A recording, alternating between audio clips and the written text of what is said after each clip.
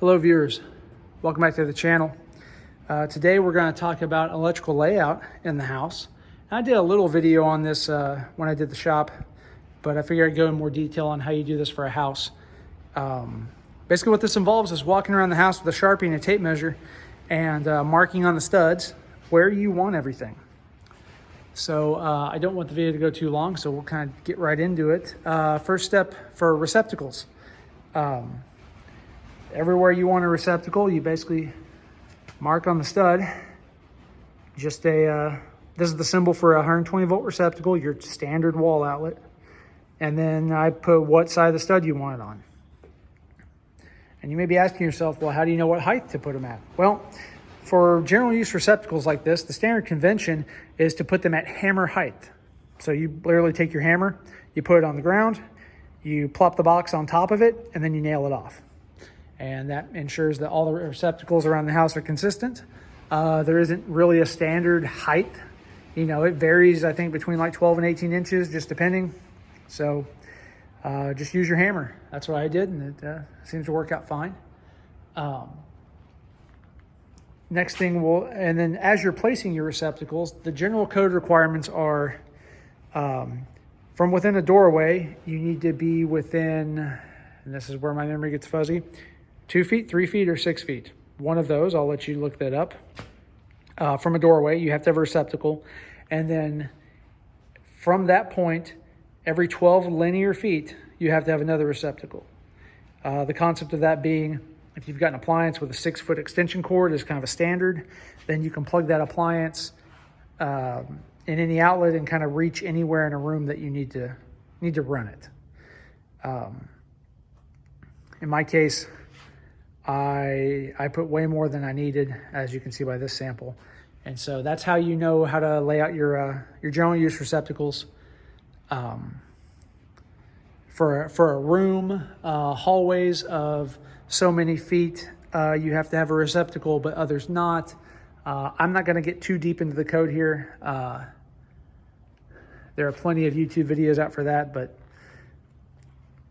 the big thing you need to know is just the receptacle spacing in rooms. Beyond that, in a little hallway or a nook, if you're not sure, throw a receptacle in there. It never hurts and it's cheap. Next, we'll talk about switches. So laying out switches, and we'll go with a good sample here. So here's a kind of a good sample. I put the switches at 52 inches to the top of the box. You can see my mark here. And I just made a slant to show what side of the stud I wanted it to fall on. When you're laying out the switches, you just basically write S's. So in this case, on the plans, I had a triple gang box, right? And so I put 3 S's.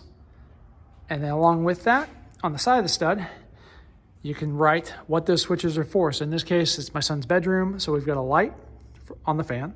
We have the fan itself. And then we have a set of supplemental can lights for extra lighting.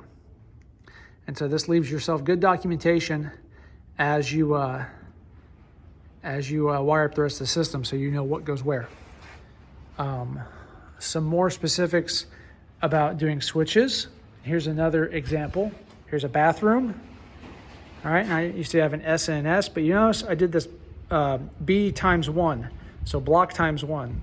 So in the case of a doorway, in this case you can see this is the door to the bathroom there.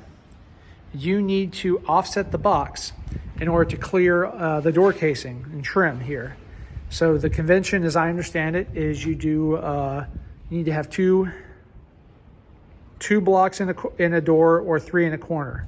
So the outer stud, the outer trimmer of the door, right? So you got your king stud there, you got your king stud there, right? And then you have your trimmer.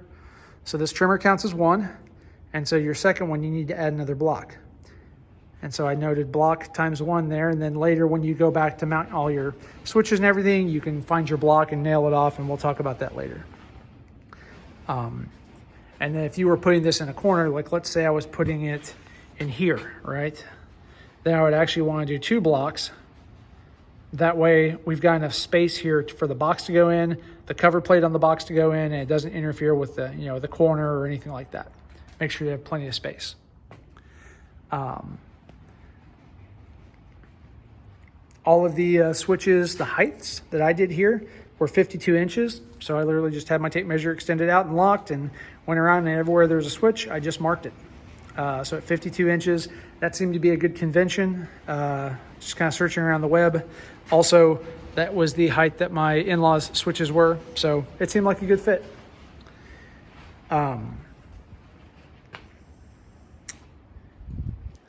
Other types of markings that you can do.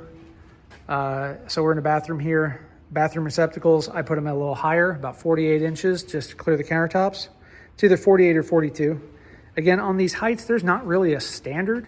You just kind of need to know what kind of counters you're putting in, or at least have a general idea so you know about what height to make them. Countertop receptacles like this seem to generally be 42 inches to 48 inches. So again, I marked it with the symbol for a receptacle.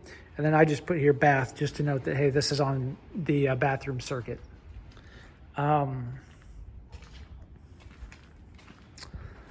Other markings, going into the kitchen, you've got some specialty circuits. So here, I've got for a refrigerator, dedicated circuit for the fridge, and I put that at about, 42, 48 inches, just a normal outlet box. Microwave is up a little higher. Again, depending upon what your kitchen layout looks like as to how you want to mark some of these. So it definitely will be custom for each home. Here we've got our double oven, and I marked it with the symbol for a 240 volt receptacle. All right. The oven, the box is actually going to be in the cabinetry, kind of mounted more of a surface mount, and the wires coming in. So there's not going to be a box here in the rough end. I'll just have the wire ran. And then when we actually get cabinets in, we'll feed that through and finish out the install. Kitchen receptacles, kind of the same way, counter height set at 42 inches. So just run around with your tape at 42 inches, make your mark, make kind of your arrow to show what side of the stud you want to fall on. And then in my case, I labeled it for the kitchen circuit. The kitchen gets 2 circuits. So this is kit 1, kit 2, right? So there you go. What's the last little oddity to talk about for circuits? The dryer circuit, that's another kind of one-off custom box that you need to mount. I think I mounted that at about 36 inches maybe. You want it up off the ground a little bit, but not too high. And again, marked on the stud. All right, dryer, 240 volt symbol. So the idea on this being that you mark everything. And then that way, once you're done marking and you have your layout done, you can go back through with all your boxes and you know exactly where they need to be, and you can just throw them up very quick. And the work does go very quick. So that's really about it. There's not a lot to it. The big takeaways I would say is mark everything. Make sure that you leave yourself good notes so that you don't forget later. Otherwise, you'll be cursing the guy who didn't give you good notes, which was you, and it will just give yourself a lot of pain and suffering. One other thing I need to mention for marking. So switches. Another convention that you can do, and we can look at this 4-gang switch here, is marking if you've got 3 and 4 ways. So in this box, I've got a 4-gang, so 4 switches, a normal switch, a 4-way switch, and 2 3-way switches. So this is good documentation for when you actually run your wires. So in the case of this box, because I've got a 4-way and 2 3-ways, I really should know, hey, you need to have a bunch of 14-3 in here so that you've got travelers, so that you can land all of these switches and travelers and circuits and everything like that. And so I would recommend you actually denote on here as well if you've got a 4-way or 3-way switch in your circuit. And the electrical plan that you get from your architect or whoever should have all that information on it. Mine did. So I think that's about it. Hopefully this helped you with electrical layout. And you have, I guess that's all I have. So we'll see you in the next video. Thanks for watching.